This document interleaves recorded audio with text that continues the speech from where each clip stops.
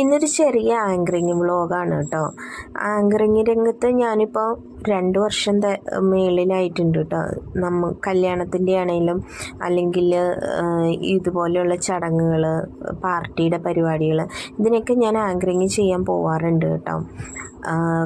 അപ്പോൾ ഇതുവരെ ഞാൻ കുറച്ചൊക്കെ ഇങ്ങനെ ആങ്കറിങ് ചെയ്യുന്നതിൻ്റെ വ്ളോഗും കാര്യങ്ങളൊക്കെ എടുക്കാറുള്ളൂ. പൊതുവേ നമ്മൾ അതിന് വേണ്ടിയിട്ട് ഒരാളെ സെറ്റായിട്ട് നിർത്താൻ നമ്മളെ കൊണ്ട് പറ്റത്തില്ല. ഇവിടെ ഇന്നത്തെ ആങ്കറിങ് പ്രോഗ്രാം നടക്കുന്നത് കോട്ടയത്ത് മാമൻ മാപ്പിള ഹാളിൽ വെച്ചിട്ടാണ് കേട്ടോ.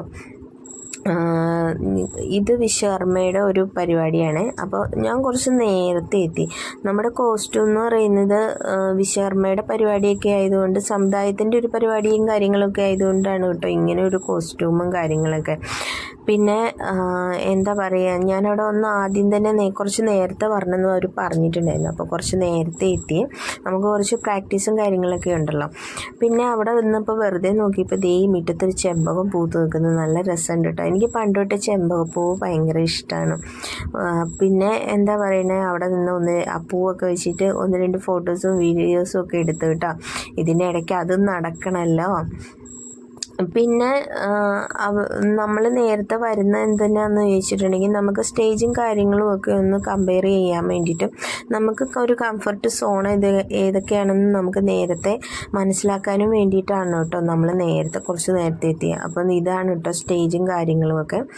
അപ്പോൾ നേരത്തെ ചെന്നിട്ട് കുറേ വരുന്ന ആളുകളുണ്ട്, VIPs ഉണ്ട്. അപ്പോൾ അവരുടെ കുറേ ആരൊക്കെ വരും ആരൊക്കെ വരില്ല അതൊക്കെ നമ്മൾ നോട്ട് ചെയ്തിട്ട് വരാത്ത ആളുകളിൽ നിന്നൊക്കെ ഒരു വ്യത്യസ്തമായിട്ട് നമ്മൾ എഴുതി ഉണ്ടാക്കുകയൊക്കെ ചെയ്യണം കേട്ടോ. ഈ ആങ്കറിങ് എന്ന് പറയുന്നത് നമ്മൾ നിസ്സാരമായ ഒരു കാര്യമൊന്നും അല്ല കേട്ടോ. കുറച്ച് നല്ലോണം കഷ്ടപ്പാടുള്ള ഒരു കാര്യമാണ്.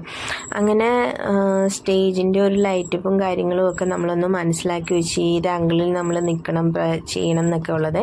പിന്നെ കുറച്ച് എഴുതാനും കാര്യങ്ങളും ഒക്കെ ഉണ്ടായിരുന്നു. മന്ത്രിമാർ വരുന്ന സമയത്തിൽ കുറച്ച് വ്യത്യാസവും കാര്യങ്ങളൊക്കെ അവർ നമ്മളെ അറിയിച്ചിട്ടുണ്ടായിരുന്നു. അപ്പോൾ നമ്മൾ അതനുസരിച്ച് വേണം എല്ലാം കോർഡിനേറ്റ് ചെയ്യാൻ വേണ്ടിയിട്ട്. അങ്ങനെ കുറേ കാര്യങ്ങളൊക്കെ അവിടെ ഇരുന്ന് തന്നെ ചെയ്തു കേട്ടോ.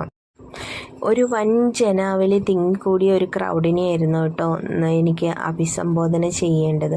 അതുകൊണ്ട് തന്നെ ഇതൊക്കെ ജീവിതത്തിൽ കിട്ടുന്ന ഏറ്റവും സന്തോഷം നിറഞ്ഞ മുഹൂർത്തങ്ങളിൽ ഒന്നായിട്ടാണ് ഞാൻ ഈ ഒരു കാര്യത്തിനെയൊക്കെ കാണുന്നത്. നമ്മുടെ മന്ത്രിക്ക് കൈമാറി